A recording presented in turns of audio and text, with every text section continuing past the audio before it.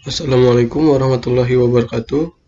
Perkenalkan, nama saya Muhammad Aldi dengan NPM 19630391 dari kelas 4M reguler pagi Banjarbaru. Pada kesempatan kali ini saya ingin menjelaskan materi tentang prosesor paralel. Model-model komunikasi. Pemrosesan paralel adalah pelaksanaan instruksi secara bersamaan waktunya. Ada dua model komunikasi.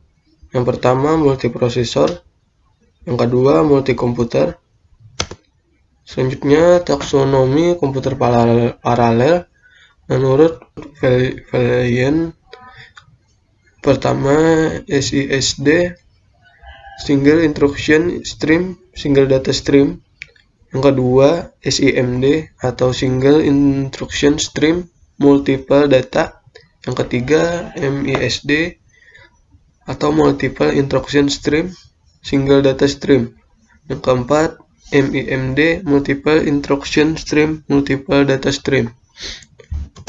Selanjutnya, SISD atau Single Instruction System, Single Data Stream.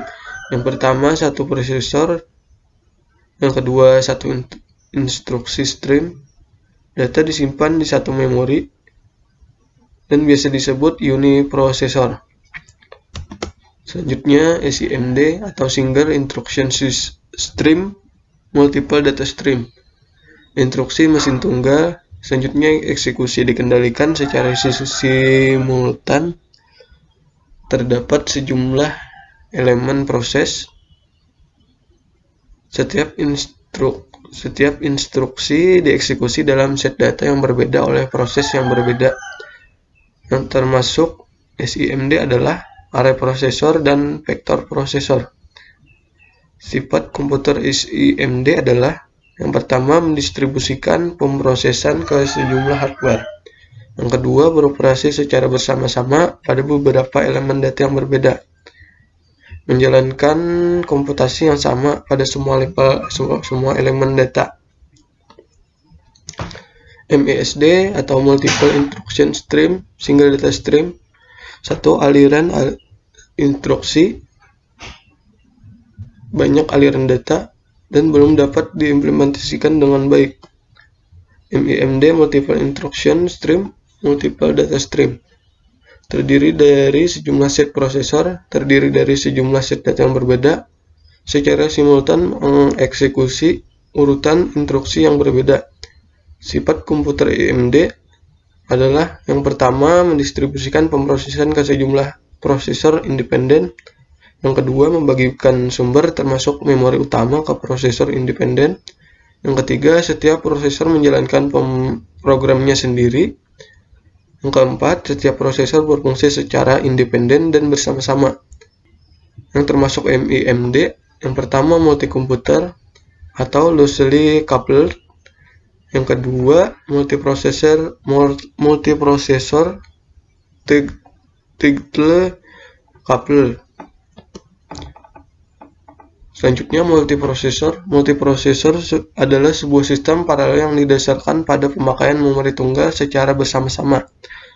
Model multiprosesor berkembang menjadi software menggunakan bersama sebuah ruang alamat virtual tunggal yang dipetakan pada memori bersama.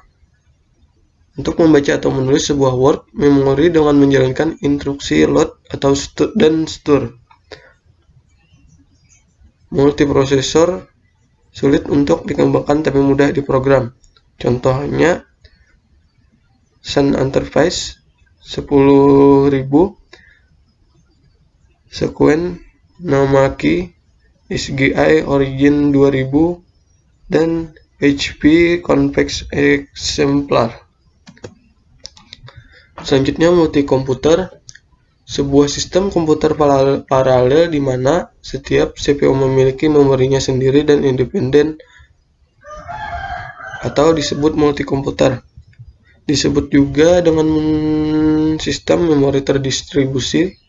Setiap CPU memori lokal sendiri yang bisa diakses dengan hanya menjalankan instruksi load dan store, tetapi tidak bisa diakses oleh CPU lain.